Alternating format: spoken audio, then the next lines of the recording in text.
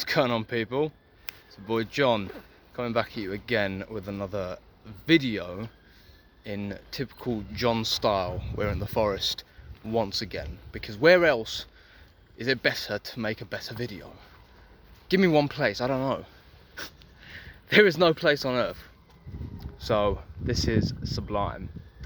Anyway, to the INFJs out there, the INFJs, man, the INFJs, the INFJs, the INF-fucking-Js. Most of my friends are not feelers.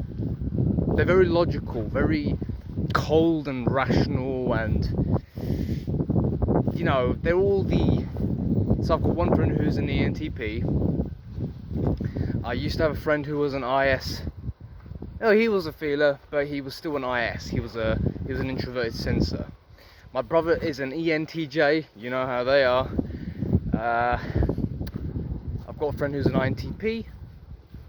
So a lot of these people are logical thinkers, low in empathy, high in efficiency and rational thinking, and all of their functions leave feeling to be the last function. So they've got sensing, they've got thinking, they've got intuition as their first three functions. This goes for all of my friends. The last function is feeling. Well, in the case of the ENTP, their third function is feeling. But still, it's a tertiary function. It's not a natural function. It's something that they go to when shit hits the fan or something. I don't know.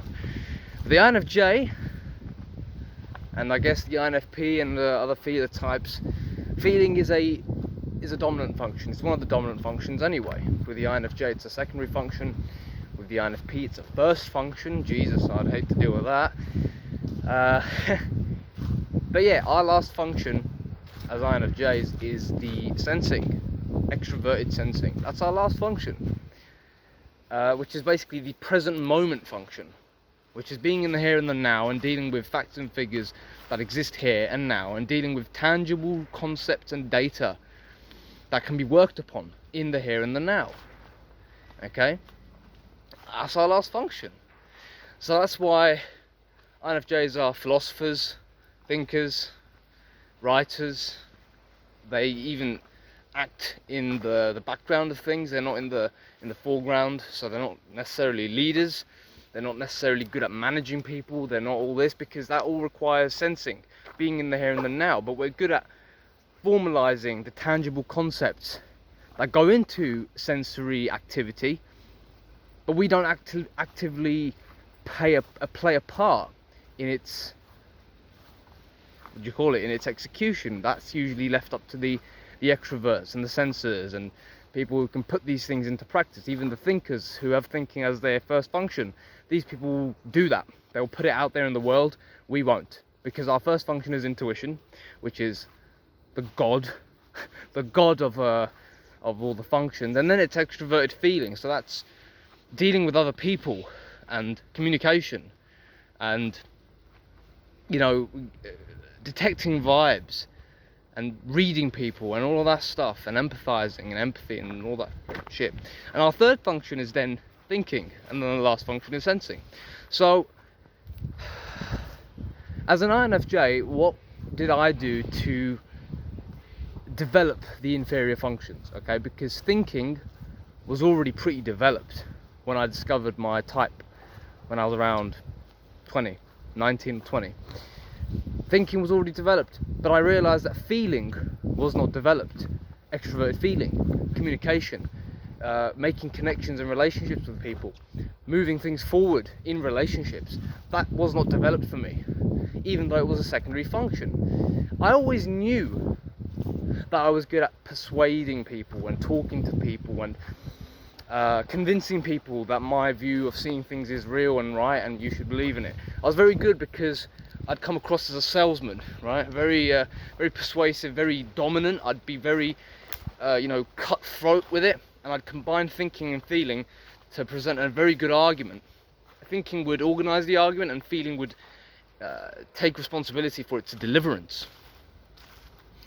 But feeling was not developed, feeling in itself, and that's basically the social function.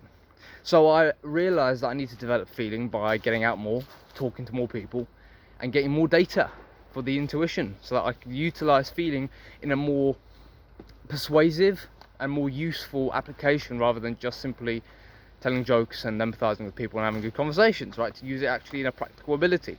So socializing with people and talking to people and being with people and people watching, these things I naturally just started to do out of enjoyment, because I realized that there was a lack, that my feeling ability was not developed as say thinking.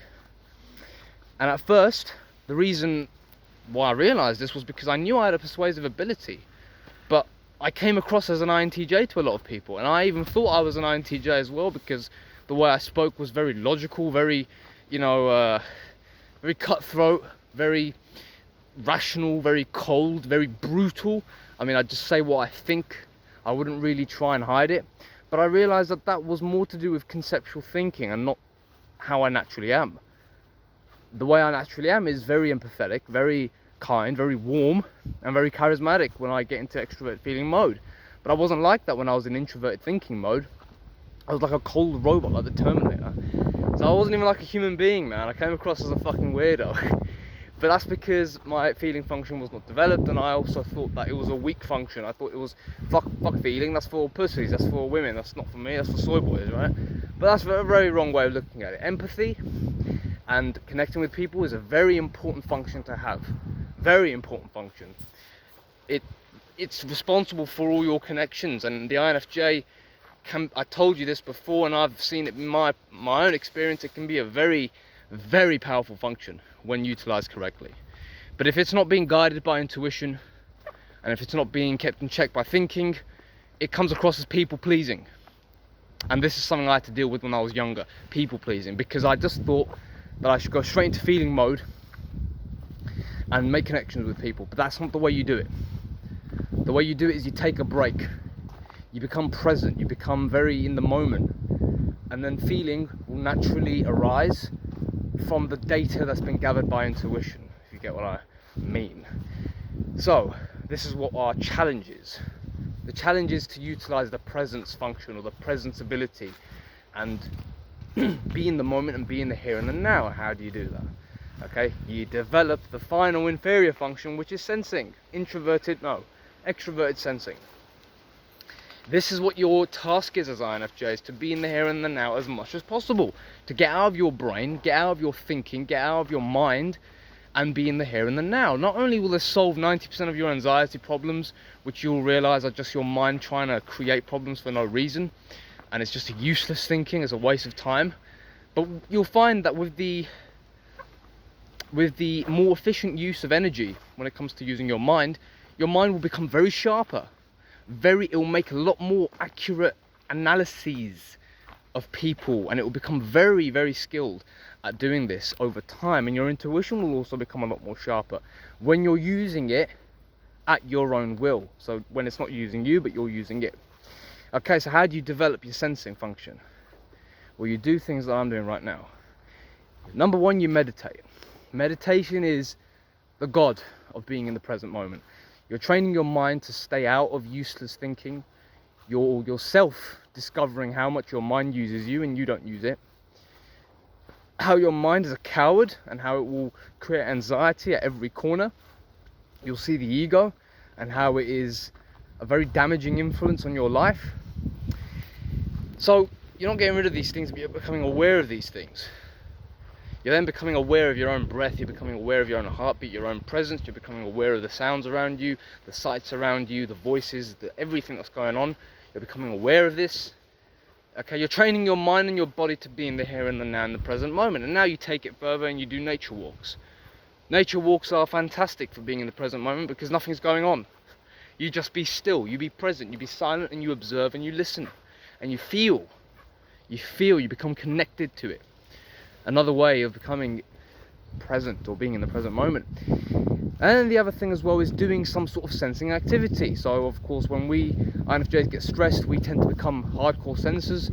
So we overindulge in food, we listen to a lot of music, may even do drugs and alcohol. You know, all of these things are sensing things. Overindulging in sex and sexual pleasures as well. Engaging in these things healthily will keep your sensing function developed and sharp. Okay, so again, nature walks, meditation, playing a musical instrument, Okay, that's a good one. Taking a cold shower, I find, is very efficient at doing this. It does it for me anyway. It puts me in the here and the now instantly. Weightlifting or doing some sort of physical activity or sports puts you in the present moment. You feel every fiber of your being, you feel everything relax, and it's so easy to meditate once you've done some physical exertion. It's like you've had a catharsis of thoughts and emotions, and everything useless has fucked off, and it's just you now. And you're very much present, and you're able to detect any sort of anomaly in your thoughts, or any sort of stupid thought which you might have been wrestling with earlier, but after the catharsis, you've now realized that this was just an abundance of energy that was fueling these thoughts in my mind, and it made them feel very real. So weightlifting or doing some sports or physical exertion, another way to develop your sensing.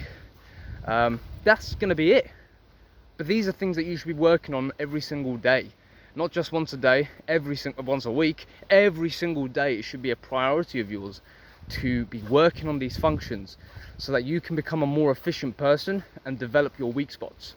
Okay? I think that's going to be about it. I don't really have much more to say about this. It's quite straightforward, but a lot of INFJs don't realize this. You haven't looked at the MBTI typology, you haven't looked at the cognitive functions, and you're going to be wrestling with problems that don't exist most of the time. You have a very sharp mind, you have a very intelligent mind, you have a very powerful stack of cognitive functions. Don't let them go to waste. Okay, don't get taken over by the NITI loop, which is what most INFJs are probably always in, because they have no idea that they are an INFJ. And we are the rarest personality type. Okay, so that means a lot of people won't understand what you're going through. A lot of people do not have an idea of what you even are. In fact, it's very hard for even an INFJ to detect another INFJ, because we hide so much of ourselves. We don't show the world who we really are at all. We play a game, we play a social game, we're like chameleons, and we never are ourselves, in a sense. Or you could even say that we are very aware that we don't have a self, or a personality. So we chameleonize ourselves to become the vibe or the room, which can be very damaging, but it can also be very useful if done with awareness. If it's done out of awareness, yeah, you're going to be in a lot of trouble there. A lot of trouble. But anyway, that's going to be it. Hope you enjoyed the video. Get back to me if you enjoyed the video, and if you want to hear anything more about this subject, I'll be more than happy to reply to your comments and whatever you have to say about it. Give you some recommendations as well. And yeah, I'm going to be signing out. Take it easy.